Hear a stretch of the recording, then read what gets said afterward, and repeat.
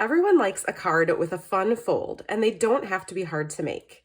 Hi, I'm Jessica Taylor from Ink It Up with Jessica, and in this video, I'm going to show you how to make a side gatefold card. This type of fold may have a fancier name, but since it's a gatefold card that opens off to one side instead of in the middle, I call it a side gatefold card.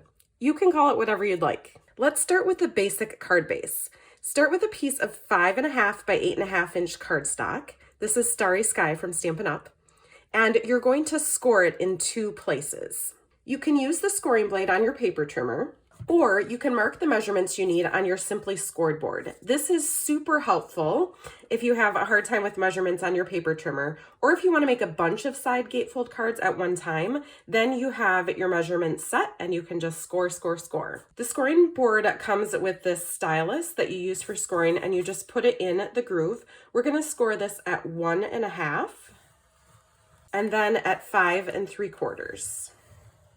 So then you're just going to fold on your score line, start with one side, make sure you're matching up the edges nicely, and then give it a good crease with your bone folder. When you fold the other side in, you want to make sure that they're butting right up against each other and that they're lining up, and then you can give this side a nice crease with the bone folder. You want to make sure that there's not a big gap here or that they're overlapping. I like to use pattern paper on the front of my cards, but you can decorate this however you like. Maybe even stamp a background with your stamps if you don't have pattern paper you want to use. The pieces of paper I'm going to use are 1.25 by 5.25. This will go on the smaller flap. I'm using the Stamp and Seal because I prefer double-sided tape. You want to just make sure that you center this in the side panel. And then the second piece is 2.5 inches by 5.25 inches. And then just center that on the left side panel. I wanted to give you a tip if you're using an obvious pattern that you want to make sure it flows across your card and you get the pattern in the right place. Then I suggest that you start with a piece of 3 3/4 inches by 5 1/4 inch paper, and then cut it down so you make sure the pattern lines up. So that's what this size paper is. And then I want to cut my 1.25 inch strip off of this side so that the teacups will flow across my card. So then I would just take this and cut it at 1.25. And then when I put these pieces on my card, it's going to just flow right across it. I'm going to stamp the main image for this card with the Cup of Tea stamp set on a piece of basic white cardstock that is 2 3/4 inches by 3.5 inches. These are photopolymer stamps, which are totally clear, which makes it really easy to see where you're stamping, but sometimes you don't get a really good image with them. So if you want to get a better image, if you have that problem, try putting a Stampin' Pierce mat. It's a hard foam underneath what you're stamping on, and that will help you get a better image. So I'm just going to stamp this striped teacup in Starry Sky. I'm using New In colors from Stampin' Up. I love them. They're all really bright and cheerful. Then for the leaves, I'm using Parakeet Party. And I'll just line those up at the top of the teacup.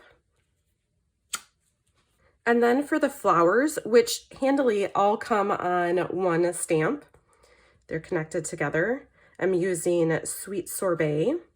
And these do not line up perfectly, so don't really overthink it. Now I'm going to tape this to a piece of Starry Sky cardstock that is 3 inches by 3 3/4 inches. And then here is the most important part. When you are taping this piece onto your card, you want to be very careful where you put adhesive. You can either use double-sided tape or dimensionals or whatever you like, but you want to make sure that you don't glue your card shut. Ask me how I know. So a couple tips for making sure you get adhesive in the right spot is when I'm putting it on this piece, I want to make sure that I stay to the left side. I don't want to put any on the right side. So I'm just going to put a couple of lines down that side. And then, so I make sure it's taped to the front, I'll kind of use this as a guide to where I'm going to put it. And actually, I'm going to open this up so I don't get adhesive on the other side of my card. So I'm just going to put a line of adhesive right along the edge here, so I know that will stay in place. I can center it or put it wherever I want on here. About center it there. And then we just need to put a little something on the inside, right? Because this is dark cardstock that would be really hard to write on. So on this one, I stamped some flowers. I'm gonna leave this one blank, just so I have lots of room to write my message. And I'll just put a little adhesive here. I do have a video where I show you how I quickly cut these white inserts for the inside of my cards, and I will link that here. But there you go, a quick and easy side gatefold card.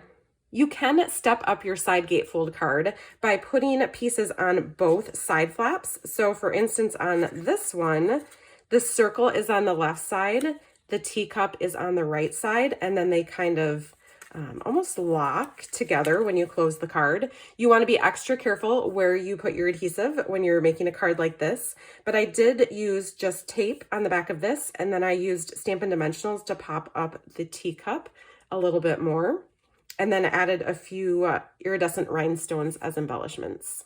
So what do you think? Are you excited to make a side gatefold card? If you like this video, please give it a thumbs up and be sure to subscribe for more card making videos. Happy stamping!